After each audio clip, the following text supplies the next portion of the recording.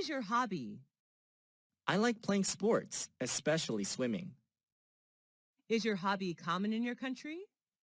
Yes, kids, adults, and senior citizens all like swimming in my country.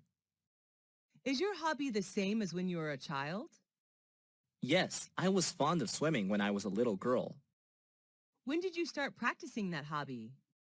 I started swimming when I was 5 years old. Is there anybody in your family who you share your hobby with? My dad, he taught me how to swim. How much time do you spend on your hobby? I usually go to the swimming pool twice a week.